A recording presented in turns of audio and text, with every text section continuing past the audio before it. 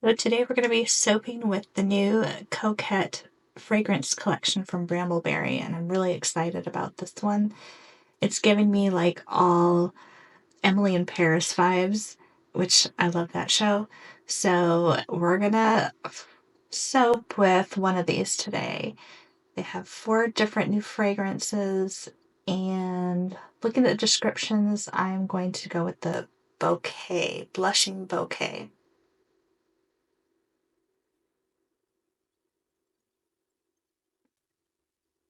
I'm going to go with Blushing Bouquet. It's kind of, let me read the scent description. The scent opens with the soft sweetness of pear petals, gentle spice of ginger lily, and the brightness of mandarin zest.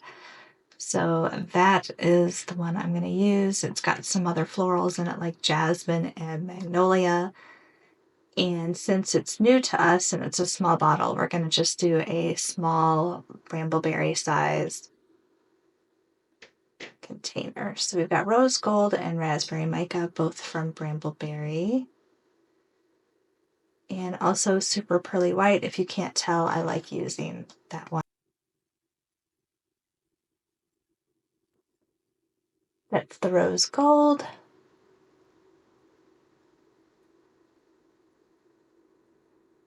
And that's the raspberry. And that's the super pearly white. Very pretty shimmer. It doesn't turn your soap white, but it does add a shimmer to it. This is the rose gold.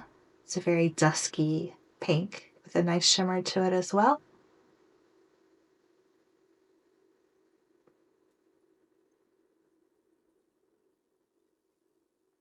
And this is the raspberry mica. Definitely a darker color. Trying to add a little bit of contrast, so I'm trying not to have all my pinks blend together, so we'll see how that goes. And we're going to stick the burp the stick blender. Get the air bubbles out of it. Pour in our lye water down the shaft so we don't introduce any air bubbles, or at least less air bubbles. And since this has florals in it, I'm not going to go to a heavy trace. I'm going to keep it a very light trace if possible, because florals have the tendency to accelerate your soap batter, and you don't want to end up with soap on a stick and trying to throw it in the mold before it solidifies. So I don't know how this fragrance is going to react. So better to work in a small batch when you're testing it out to see exactly what's going to happen.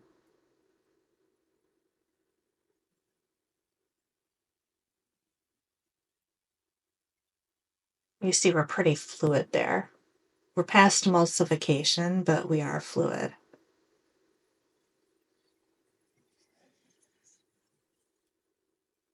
Very, very a light trace.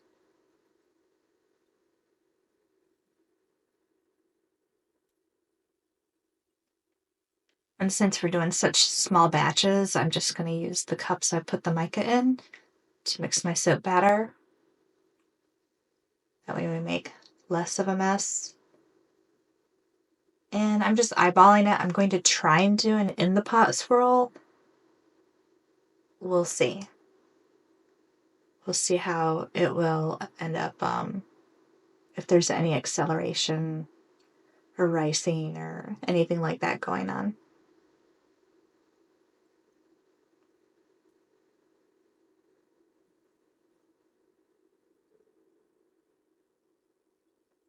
I just want my colors to be different enough that they're not blending together when I do the in the pot, so I'll just add a touch of white to lighten that just a little bit more.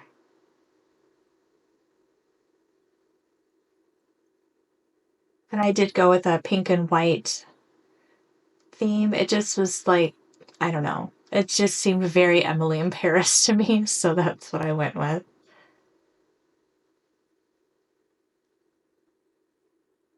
And you'll see here as the mica is mixed in with the soap batter that it does give it a very light, almost ivory-ish shimmer, but is not like using titanium dioxide or a different mica that'll make it stark white.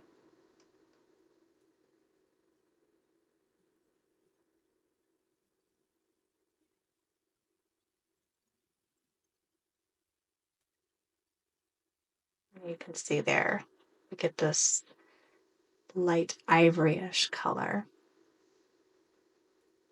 It's a soft color, which I kind of like sometimes because stark white just can be very contrasting, which sometimes you want, but I was going for a softer kind of feminine feel because of this fragrance oil.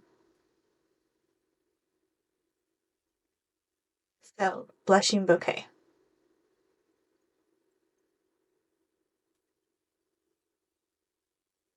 All right, and here we're putting a little in there. I'm just trying to see how it reacts. And just a little. And so far, it looks okay. Put the rest in. And I'm stirring a little quickly, more so probably than I normally would because I just don't know what it's going to do, but it seems to be behaving pretty good. I've noticed a mild thickening, but nothing like crazy. So I would definitely use a loose batter, one of your looser batter recipes, but you can see there, before my cups got in the way, that it was just a little thickened from when I initially started with it. I'm just going to go around once, pull my spatula out. Nothing crazy. I just want to get an in the pot swirl, in the pot, in the mold. And you see that's pretty fluid. That's actually nice. It's not like totally watery or liquidy, but it's not thick either where everything's pretty separated in colors. It mixed pretty well together. So this fragrance behaved pretty well, like really well actually, for something that has a lot of floral in it. I know on the website it says mild acceleration and cold process. I almost wouldn't even call this acceleration. If you have a thicker batter, then yeah, a recipe, you probably will end up with it being more of an acceleration. But to me, this just was a mild thickening up, which actually worked out great for me because my colors still looked separate when they poured in. It wasn't just, sometimes if you're too liquid, then it just becomes one color basically when you do an in the pot swirl, which kind of sucks. You still want, when you do your in the pot swirl, to have some differentiation between the colors. So, and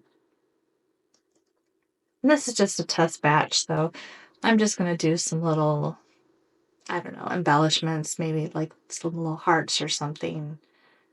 I don't know. I'll see what happens. I'll see how it looks. But on the top, I'm loving the contrasting colors between the rose gold and the raspberry. The raspberry is just dark enough that it really enhances the rose gold, in my opinion. So definitely just going for a soft floral kind of feel for this Coquette fragrance collection.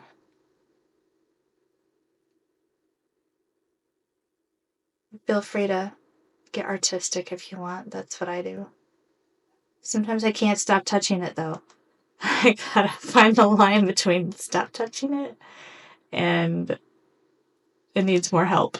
I was pretty much pushing it there, I think. So yeah. All right. And we unmolded the next day.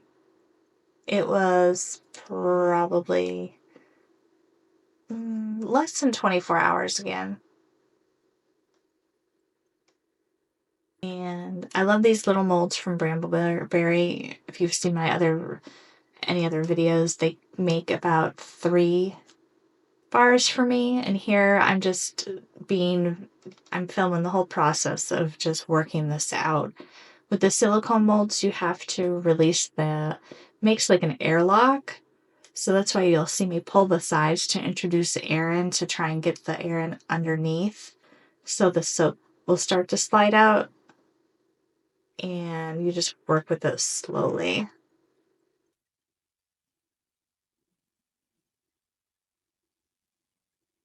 And it can take a while sometimes, but patience is key.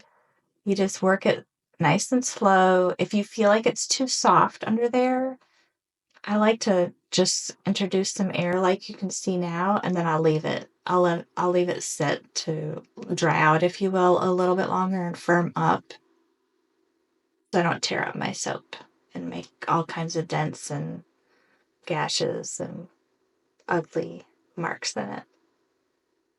But this one's firm. I'm just being patient.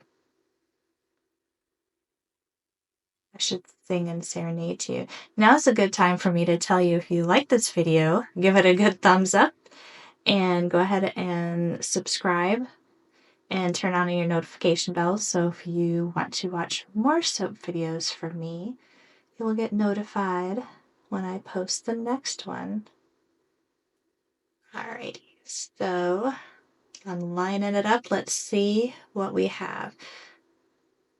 Moan of Truth.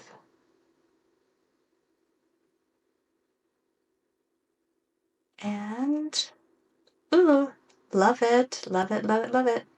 You can definitely see the contrast of that raspberry red, that ribbon right there, with the dusky and then the creamy kind of ivoryish, super pearly white. I just love the mix of those three colors together. Those are also nice Valentine's Day colors in my opinion, but it turned out perfectly. I'm happy with this. I can't wait to make a big batch with this. Love it.